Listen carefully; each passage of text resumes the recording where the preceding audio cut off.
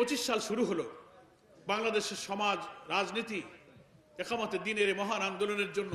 এই 25 সাল কিন্তু একটা টার্নিং পয়েন্ট জাতীয় জীবনে, সমাজ জীবনে, রাজনৈতিক জীবনে, রাজনীতিতে, নির্বাচনে। বাংলাদেশকে একটা নতুন বাংলাদেশ গড়ার স্বপ্নের দিকে জাতি যে তাকিয়ে আছে, সেই স্বপ্নের দিকে নিয়ে যাওয়া যাবে কি যাবে না, নাকি নতুন কোন নৈরাজ্য অরাজকতা আমাদেরকে আবার পিছিয়ে দেবে, সেই ফয়সালার বছর হচ্ছে এই 2025 সাল। ফলে ইমাম এবং খতিবরা আমরা যেখানে থাকবো আমাদের এই লক্ষ্যটা সামনে রাখতে হবে যে একটি অবাধ, নিরপেক্ষ, গ্রহণযোগ্য নির্বাচনের মধ্য দিয়ে জনগণের নির্বাচিত প্রতিনিধির কাছে ক্ষমতা হস্তান্তরের মাধ্যমে জনগণের অধিকার প্রতিষ্ঠা করে মানুষের আশা আকাঙ্ক্ষা পূরণ করব। তারপর আমাদের সেই স্বপ্নের বাংলাদেশ, যে বাংলাদেশের মধ্য দিয়ে একটি কল্যাণ রাষ্ট্র, ইসলামের সৌন্দর্য, যেটা আল্লাহ তাআলা আসমান থেকে নাজিল হওয়া নির্ভুল জ্ঞানের যে ইনসাফের বিধান, যেটা আল্লাহ তাআলা কোরআনে সূরা হাদীদের মধ্যে উল্লেখ করে বলেছেন, লাকাদ আরসালনা রুসুলানা বিল বাইয়িনাতি ওয়া আনজালনা মাআহুমুল কিতাবা ওয়াল মিজানা লিয়াকুমা আন-নাসু বিল কিসত ওয়া আনজালনাল হাদীদ ফীহি বাসুন শাদীদ ওয়া মানাফিউ লিন-নাস।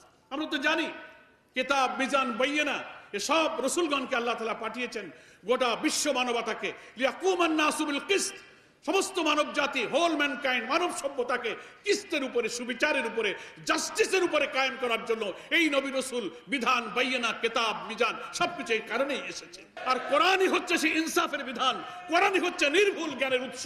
সেই কোরআনের ভিত্তিতেই ইসলামের যে কল্যাণ রাষ্ট্র, ইসলামের যে বিউটি, ইসলামের যে ওয়েলফেয়ার, সেটা কোরআনের ভিত্তিতে রচিত কোন রাষ্ট্রের মধ্যেই সেই জাস্টিসের রাষ্ট্র, কল্যাণ রাষ্ট্র প্রতিষ্ঠিত হতে পারে। আর সেই রাষ্ট্র প্রতিষ্ঠার জন্য দেশের ইমাম এবং খতিবরা মসজিদকে, ওয়াজ মাহফিলকে, ঈদগার ময়দানকে, সমস্ত ধর্মীয় পরিবেশকে তারা কাজে লাগাতে পারেন। সমাজের সাধারণ কোনো রাজনৈতিক নেতা, কোনো সমাজপতি, কোনো জনপ্রতিনিধি, কোনো চেয়ারম্যান, মেম্বার সাহেব দাঁড়িয়ে কথা বললে সেই কথার সেই ওজন হবে না, সেই প্রভাব হবে না। মসজিদের মেম্বার থেকে ইমাম যদি সে কথা বলে, তা মুসল্লিদের মধ্যে যে প্রভাব, যে আসর পয়দা করবে, সাধারণ মানুষের কথা সে আসর পয়দা হবে না। সেখানে দাঁড়িয়ে আপনি ইসলামের সমাজ জীবনে আজকে যে সমস্ত বিকৃত ব্যাখ্যা, বিকৃত অর্থ, ইসলামকে এই সমাজে সামাজিক রাষ্ট্রীয়ভাবে প্রতিষ্ঠিত করার পথে জ্ঞানগত, আকীদাগত, চিন্তাগত, ব্যাখ্যাগত যে বিকৃতি চলছে, যে অন্ধকার চলছে, সেটাকে আমরা দূর করতে পারি। মানুষ এখনো ইসলামকে একটা বড় অংশ এই সমাজের মানুষ দিন হিসেবে বোঝে না, ধর্ম।